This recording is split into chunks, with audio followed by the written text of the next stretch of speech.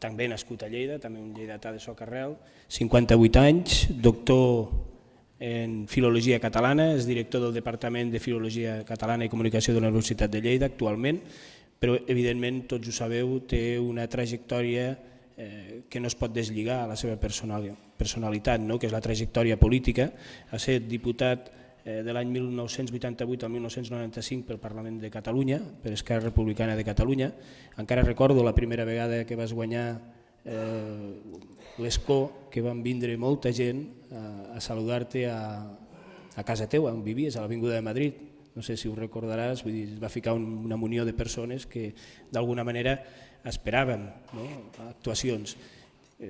Recordo que eres dels pocs diputats que s'atrevien en aquells moments a parlar de la independència de Catalunya. Crec que éreu 3, no? Només en aquells moments, la famosa fotografia. Va ser una mica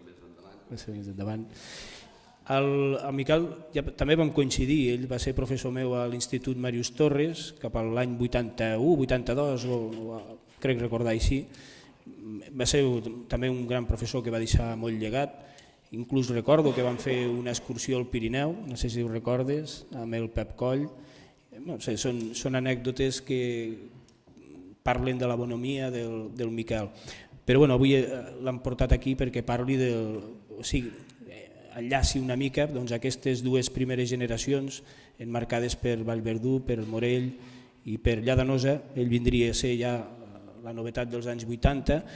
té aquest llibre tan emblemàtic per tot el que estem parlant avui en dia, que és Lleida, ni blancs ni negres però espanyols, la col·laboració també que té a Lleida a l'Extrema, que mencionava abans Ramon Morell, que també és força interessant, que parla de com veuen els lleidatans les acaballes del segle XX. En general, penso que jo diria que és el major expert en general de tot el que seria el moviment lleidatanisme, de l'heridanisme, etc. I ho ha fet des d'un punt de vista científic, buidant molts documents, tant d'un cantó com de l'altre, i argumentant. En el seu llibre,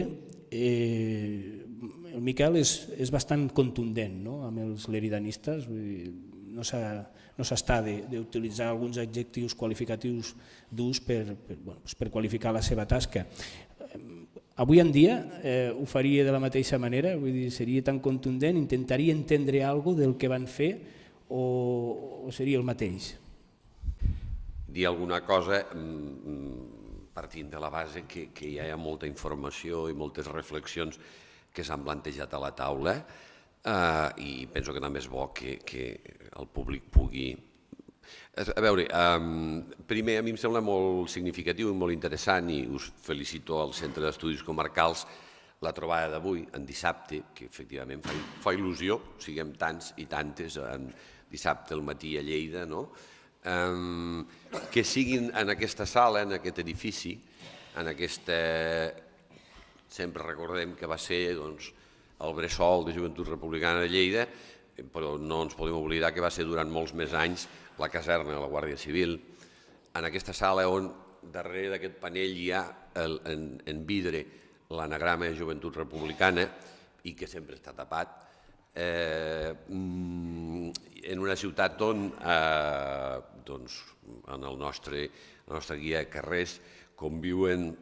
una certa harmonia els antifranquistes més conspicus amb algunes de les autoritats franquistes de la nostra història recent. És a dir, jo crec que ha sigut molt interessant, parles amb Vallverdú, esplèndid, és una sort tenir-lo avui aquí, que parlessin els joves de 1970, els que vau participar en aquest article de Serra d'Or.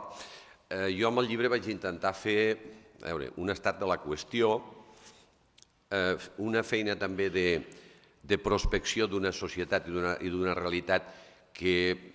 a mi m'havien amagat, és a dir, potser entre els joves de 1970 i els que vam ser els seus alumnes, per exemple, a l'Estudi General de Lleida, directament o indirectament, perquè jo no vaig estar mai a classe amb el Manel o amb el Ramon, però els considero alguns dels meus millors mestres, hi va haver una... En canvi, amb Vallverdú, en Francesc Porta, en Simeó Miquel, d'alguna manera l'escriptura del llibre per a mi va ser una oportunitat o una excusa per entrar-hi en contacte també.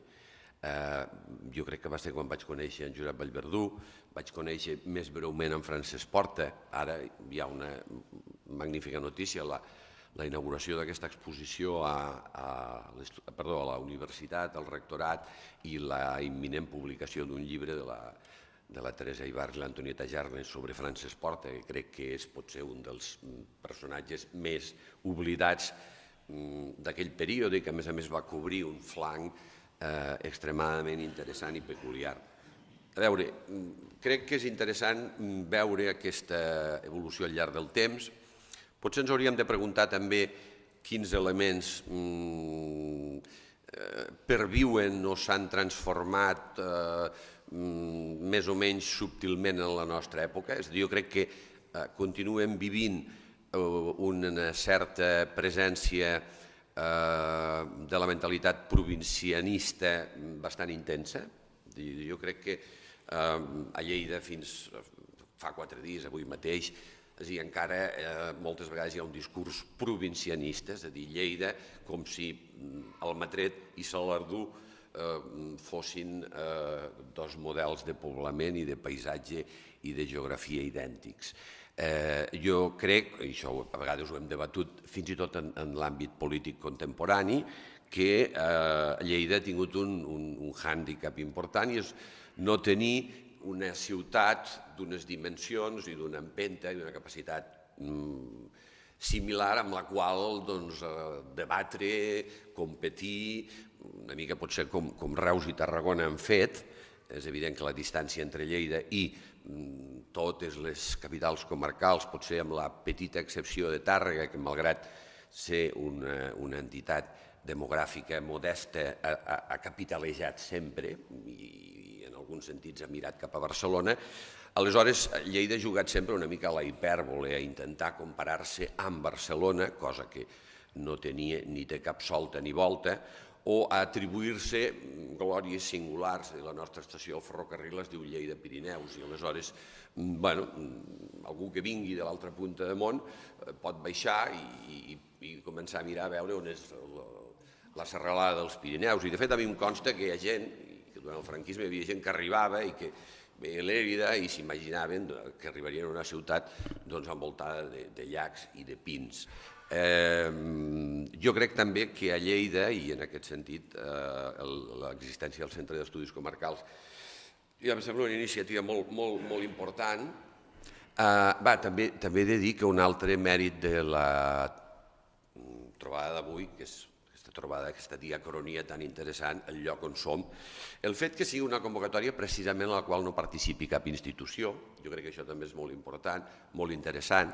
Jo crec que a Lleida també li ha faltat, o a les classes dirigents o a aquells que d'alguna manera han vehiculat el discurs polític preponderant en els últims 20 o 30 anys, generositat en relació al seu entorn. És a dir, Lleida i algun dels alcaldes que ha tingut moltes vegades s'ha mirat el Segrià com el pati de casa, com el jardí, com el corral, com el galliner, oblidant que el Segrià avui per avui és un espai molt urbanitzat, molt singular, però que evidentment té uns valors, unes possibilitats i uns discursos que no s'acaben a la ciutat de Lleida. I a vegades a Lleida com a ciutat li ha sobrat aquest tartarinisme, de Tartarin de Tarascon, de dir soc el més gran, la lectura de la Mañana durant els anys 50-60 hi ha coses que fan riure molt perquè contínuament es compare el passeig de Ferran, el passeig de Ferran amb determinades avingudes de Niça, amb els Camps Elisis de París, aleshores fa riure molt aquesta exageració. I aquesta exageració a vegades, de tant en tant la veig bategar encara pel de sota o al de sota d'algunes campanyes, d'algunes campanyes de publicitat, d'alguns discursos ideològics, i a mi aquesta certa continuïtat em sembla molt interessant de destacar perquè vol dir que en alguns sentits encara no hem acabat de créixer. També tinc la sensació que aquest moment actual és un moment de trànsit en molts sentits. A mi em sembla que hi havia un model relativament estabilitzat en els anys 90, final del segle XX, que en aquests moments està absolutament en crisi. Jo crec que en aquests moments la ciutat de Lleida, la gent de 20 a 35 anys, que majoritàriament no és aquí, i que ho té molt més difícil del que ho vam tenir els que, almenys la meva generació, tota una estructura d'associacions de veïns que en aquests moments es troba en crisi, a vegades en crisi de substitució generacional. Jo crec que hi ha una Lleida no subterrània, sinó que hi ha moltes Lleides paral·leles i que el moment actual també és un moment de distància entre la Lleida oficial, en un sentit molt ampli, i el discurs,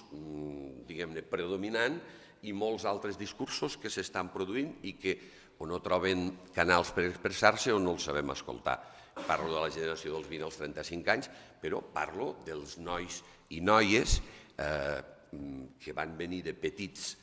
de Rússia, del Marroc, o que van néixer aquí i que en aquests moments estan arribant, per exemple, o que ja estan estudiant a la Universitat de Lleida. I pràcticament són veus, són aportacions, són interpretacions que no se senten, perquè continua havent-hi un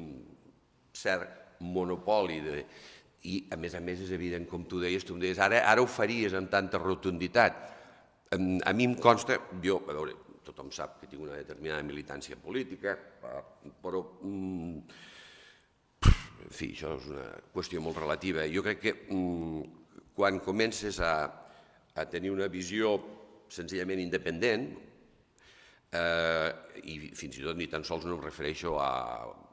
publicar un article al diari, em puc referir a publicar un tuit a les xarxes socials, la sensació de patrullatge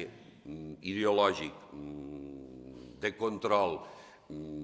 que a vegades es percep encara a la ciutat de Lleida, a mi em sorprèn i em sembla curiós. No vull ser en absolut negatiu, perquè a més jo crec que tots tendim a recordar, això és purament biològic, a recordar aquella pàtria que va ser la nostra infantesa i que evidentment, és que la recordem magníficament, vosaltres recordeu que éreu els joves dels 70 i jo era els joves dels 80 i l'Anna no sé exactament quina és la seva... Però, en fi, res. I, en tot cas, només acabo dient, per dir que alguna cosa pot ser que el llibre,